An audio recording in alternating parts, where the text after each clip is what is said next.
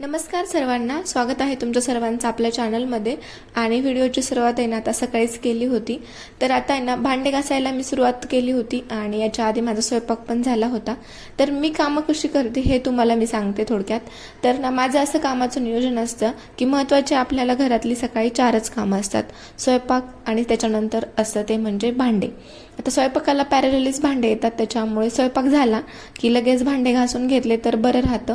आता स्वयंपाक झाला तर काय होत नाही माझे पण भांडे घासणं, पण स्वयंपाक झाल्याच्या नंतर मी नाश्ता वगैरे करत असते. त्याच्यानंतर अर्धा तास थांबून नंतर लगेच भांडे घासून घ्यायचे आणि भांडे झाल्याच्या नंतर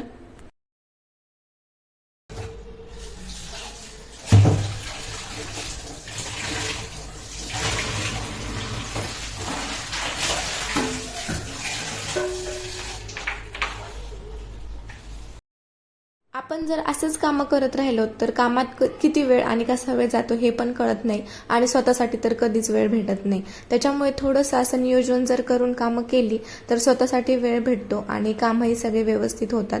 आता कामे तर घरातली आपल्या सर्वांना सगळे करावीच लागतात, त्यातून काही सुट्टी भेटणार नाही.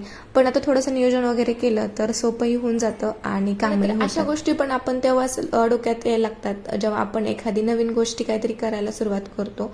आता पहिले तर ना विशू पण नव्हता तेव्हा पण माझ्या लक्षात असं काही यायचं नाही आणि आहे तेच काम आणि त्याच्यामध्येच पूर्ण दिवस चालला जायचा.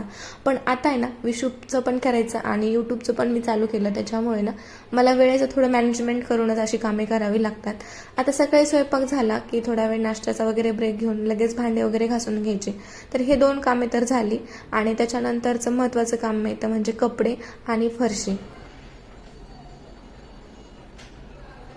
आता ब्रेक तर झालेला असतो नाश्त्याचा, त्याच्यानंतर जर कामं करायला घेतली तर थोडी एनर्जी पण राहते आणि कंटिन्यू आपण 1 तास हे कामं करू शकतो.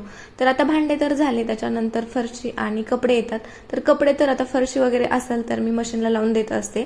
मशीनला कपडे तर आज मी खरं लावले होते, पण थोडा कपड्यांचा गोंधळ झाला. ते पुढे काय ते तुम्हाला समजेलच. फरशीचं म्हणलं तर मॉप जेव्हापासून घेतला तेव्हापासून आहे ना थोडं फरशीचं पण काम सोपं झालंय. आणि आता आम्ही ज्या रूममध्ये राहतो ना हा खूपच मोठा रूम आहे, 1 BHK आहे आणि पुसायला खूप वेळ लागतो.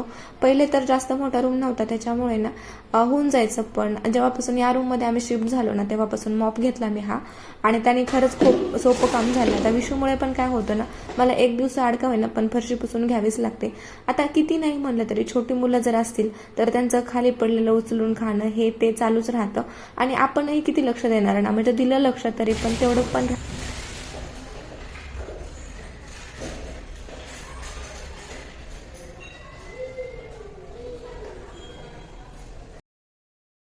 बाळाचं तर आहेच, पण आपणही दिवसभर घरी असतो आणि स्वच्छता वगैरे असेल तर आपल्याला पण रूममध्ये छान फ्रेश असं वाटत असतं. हा हॉल पाहिलं ना तर एवढा मोठा हॉल आहे ना, याला पुसायला खूपच वेळ जातो. आणि आता माझं इकडे हे चालू आहे तोपर्यंत विशू काय करतो तर ना विशू ना बाथरूममध्ये पाणी खेळत होता आणि मी त्याला थोडंफार खेळूनच दिलं. मला ही फरशी पुसायची होती नसता तो मध्ये मध्ये करतो.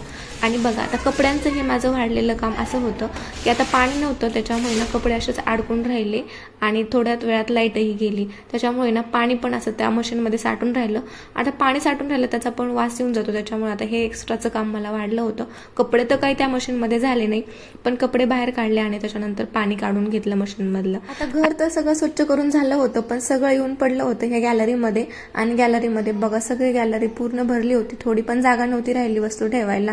डस्टबिन काय, कपडे काय आणि बाकीचं हे गॅलरीमध्ये असतं ते काय. आता पहिले तर म्हणलं कपडे धुवून घेऊया आणि एक एक करून असं सगळं आवरून घेऊया.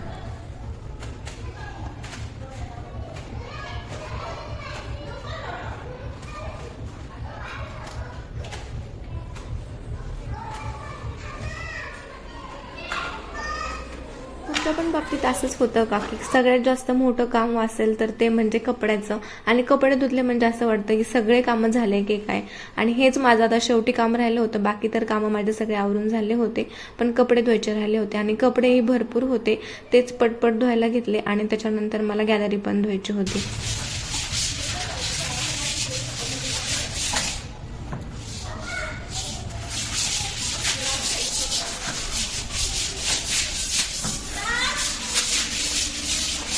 ह्या स्टेजला माझी सगळी कामं झाली होती, फक्त राहिली होती ते कपडे वाळवत घालायची. त्याच्या आधी म्हटलं तुम्हाला एकदा गॅलरी दाखवून घेते. आता बघा थोड्याच वेळापूर्वी एवढी सगळी गॅलरी गच्च भरलेली, बघा किती स्वच्छ आणि सुंदर दिसत होती. आणि सदाफुलीला तर बघा एवढी सगळी फुलं येतात, जितकं जास्त पाणी देईल तितकी जास्त फुले छान येत असतात.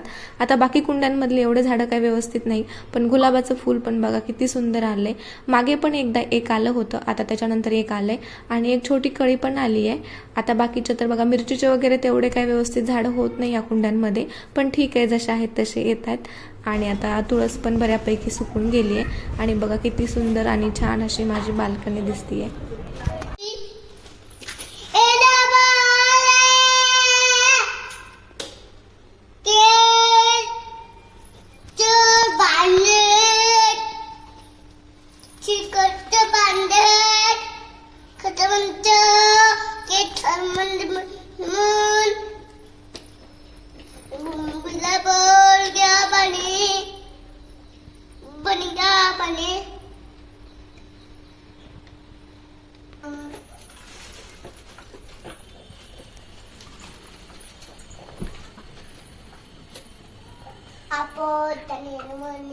ढकल पाणी पुढे ढकल ढकल.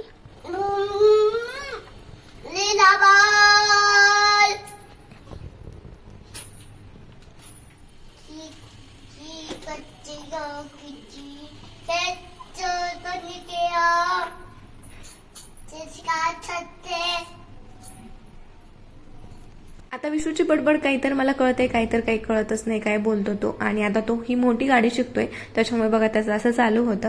आणि असं होतं माझं दुपारचं जेवण. आणि जेवणासोबत आहे ना मी इथे लसण पण घेतला होता तोंडी लावायला. सुकी